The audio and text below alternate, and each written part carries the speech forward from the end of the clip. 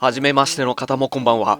押し入れを開けたら積みプラが崩れてきて眠れない男ゆちです。はじめにこの動画では美少女プラモとガンプラを全塗装改造を行っていく動画です。拙い点もあると思いますが、よかったらチャンネル登録していただけると幸いです。それでは今日作るプラモ見ていきましょう。今日作るのはこいつだ。女神デバイスアスラ忍者シャドウエディションです。寿屋に寄ったら売ってたんですよね。限定っていう言葉に弱いので買っちゃいました。限定色なので赤っぽいランナー色から青っぽいランナー色に変更されております。どんな色なのか早速見ていきましょう。箱を開けるとぎっしりパーツが入っておりますね。こいつらを一気に並べていきます。今から説明書も並べるんですが、実はこの限定色からおまけで2本ともついてくるんです。ただしこの刀は持つところを付け替えタイプなので刃を収めたり抜くことはできない。中身の方はこれで以上になります。それでは今日も早速ランナーから切り離していきましょう。切り離すとこんな感じ。久しぶりに画面からはみ出そうな量ですね。それではここからある程度一気に組み上げるとこんな感じ。さらに武装類を組み上げるとこんな感じ。組み上げるとそこまで量が多かったってわけではなかったような気がしてきます。とりあえず一度組み上げていきましょう。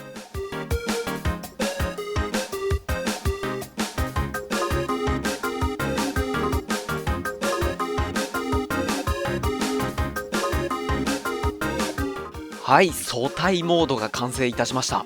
どうでしょうか。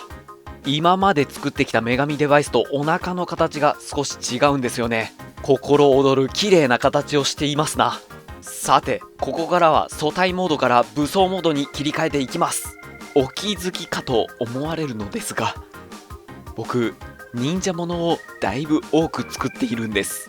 好みかって言いたいんですが、そんな言葉じゃ表しきれねえよ。大好きだ。忍者の他に何が好きかって、そうですね、あれもいいし、いや待てよ、いや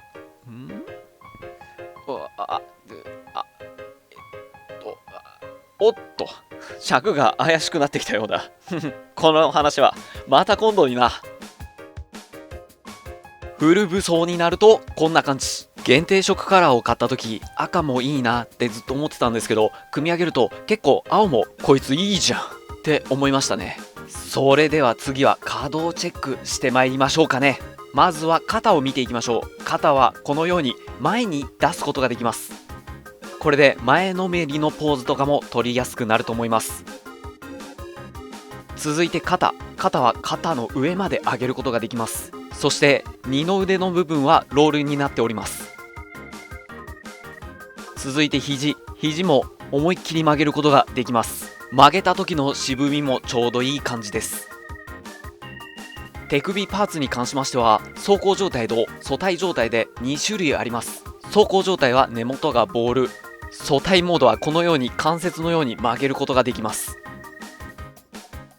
続いては首周りは髪の毛や走行が邪魔することがないのでノンストレスで動かすことができます。横に倒しすぎると不自然にしか見えなくなりますが、これぐらい稼働することができます。もちろん根元がボールになっていますので回すこともできます。次に腰のひねりを見ていきましょう。上下左右人間と同じぐらい動かすことができます。無理をするとちょっとポロリしちゃいます。続いてお腹周りの可動です。このように前後に動かすことができます。続いて股関節は少し走行が邪魔して動かしづらいです。太ももは難なく突き出すことができます。膝は二重関節になっていますので思いっきり曲げることができます。続いては足首はロールになっていますのでひねることができます。あとつま先とかかとにある走行は少し稼働させることができます。そして大変失礼いたしました、胸の走行パーツ乾燥し忘れていました。こちらの胸パーツを乾燥させるとマフラーをつけることができます。マフラーをつけるとこんな感じ。最後に個人的にすごく気になった部分、こちらの手首パーツ、こことても取れやすいです。僕の付け方が悪かったんですかね。なかなかうまくはまんなかったですね。なので僕は接着剤で留めちゃいました。稼働チェックやレビューは以上になるのですが、ここで9兵登場。忍者と一緒に買ってきちゃいました。でもあれですよ、これを全部作るわけじゃないですよ。説明書を見ると、こいつの武装を取ってこないと真のフル武装にはなれないらしいんですよ。なので必要なパーツをもぎ取るとこいつら、さらにこいつらを忍者と合体させるとこんな感じ。説明書を見る限りだと九兵の方はもう武装がないらしい。九兵もちゃんと作ろうと思っていたのに、どうしたものか。九兵は作るとき考えましょうかね。とりあえずどうでしょうか、このアスラ九兵侍モード。控えめに言ってかっこいいじゃん。今日はこの忍者を僕が幼い頃やりまくったメタルギアソリッドに出てくるド M 忍者色に染め上げていこうと思います。では行こう。まずは合わせ目処理から行っていきます。消したい合わせ目のところにミスターセメントを流し込み、両サイドから思いっきり押します。そしたら中からムニュッと液体が出てくるので、そいつを乾燥させてマジックテープヤスリ800番で削っていきます。続いて仕上げにマジックテープヤスリ1000番で削っていきます。合わせ目処理がやりづれえよっていうところには、段落ちモールド 0.5mm で段落ちモールドを作っていきます。既存のモールドにはファンテック 0.2mm で後で墨入れがしやすいように少し削っておいてあげます。段落ちモールドと筋彫りが終わったら最後バリができているのでヤスリがけをしてあげましょう。最後にスナイプの時に使わなかったヘルメットを下処理していきます。アンテナを取り付ける穴は使う予定がないので全部パテ埋めしちゃいます。よく乾燥させたらヤスリで整えていきます。これで下処理は終了。一度細かい粉を洗い流していきます。その後よく乾燥させたら塗装いきますよ。まずはガイアノーツのマルチプライヤーを使ってプラの腐食防止、塗装の食いつきを良くしていきます。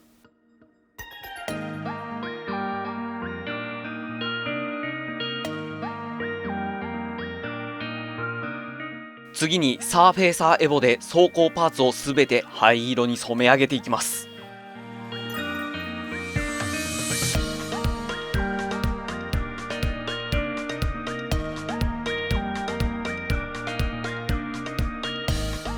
次にガイアノーツの風群青を使ってボディの1段階目の青を塗っていきます。最近バーチャロンカラー好きなんですねというコメントをいただいて、そんなにバーチャロンカラー自分使っているのだろうかって思って塗料の棚を見たら、結構使ってるなってちょっと思いました。まあその前に大きな声では言えないですが、バーチャロンカラーっていう名前のシリーズだっていうのは言われて初めて知った。そういうこともあるよね。青いパーツに強弱をつけるためにガイアノーツのマーズダークブルーを使っていきます。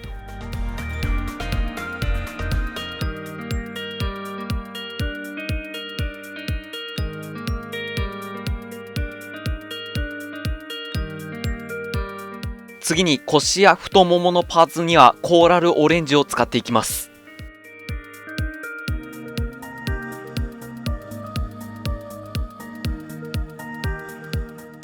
次に剣の鞘や柄の部分にはダークブルーを使っていきます。そういえば皆様はメタルギアソリッドシリーズご存知ですか？そのシリーズで登場するサイボーグ忍者は終始意味深な人間だったんですよね。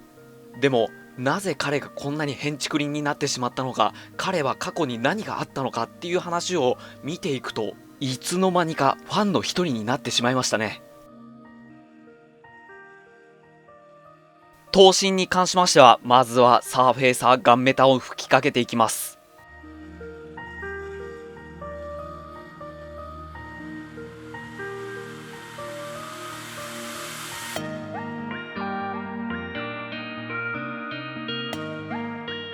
次に最近お気に入りミスターカラー GX メタルブラックを刀身全体に吹きかけていきます。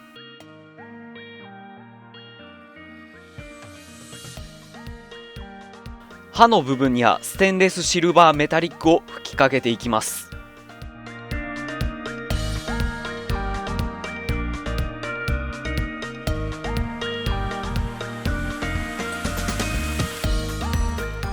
ヘルメットや髪の毛に関しましてはコールドホワイトを吹きかけていきます。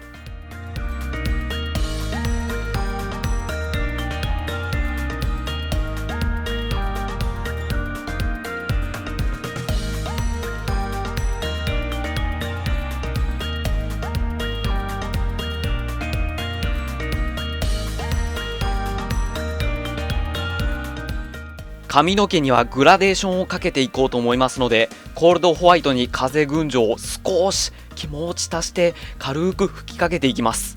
グラデーションをする前には一度クリアのトップコートを拭いとくといいでしょう。なぜかというと、この後塗りすぎてしまった場合、メラミンスポンジで上っ面だけ削り取ることができるんです。どうでしょうか。なかなかいい感じに削り取ることができたと思ってます。肌パーツの下地にはガイアノーツのサーフェイサーパステルピンクを使っていきます。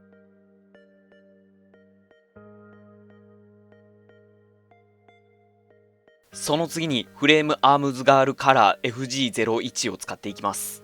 いつもだったら混ぜたりしてるんですが、グレイフォックスってちょっと色白なイメージがあるんで、これぐらいで十分かなと思ってこのまま塗っております。モノアイや額の部分にはマルーンを使って赤色に染め上げていきます。ここからは筆塗り。タミヤのエナメル塗料を使って部分塗装していきます。使うのはクロームシルバーです。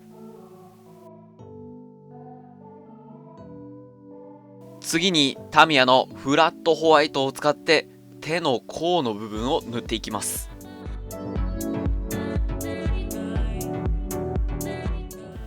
続いてタミヤのフラットブラックを使って柄の部分を部分塗装していきます。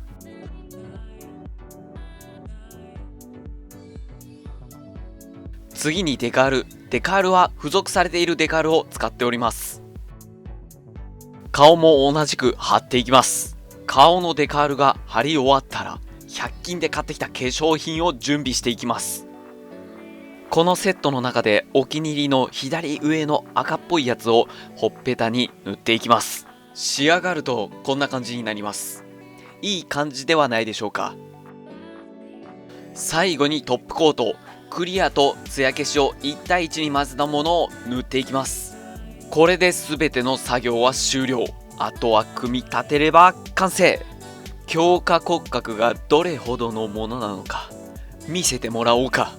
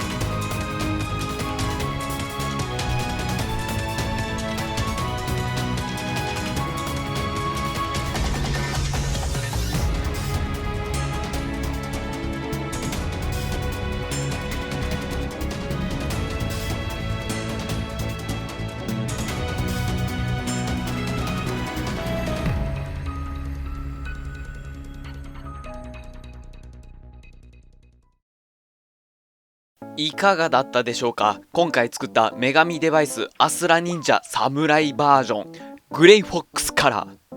これがグレイフォックスからの最初で最後のプレゼントだからな。きっとみんなも気に入っていただけただろう。まあそれなりにうまくは塗れてると思っているんですよね。フォックス様の色合いを元にさせていただいているので、気になった方はメタルギアソリッドをプレイしてみて、本物のグレイフォックスを見てみるといいです。きっとあなたもファンの一人になるでしょう。そうだ、この塗装ずっと待っていたんだと思った方は、チャンネル登録、グッドボタン押してくれるととても励みになります。それでは次回の動画でお会いいたしましょう。またな。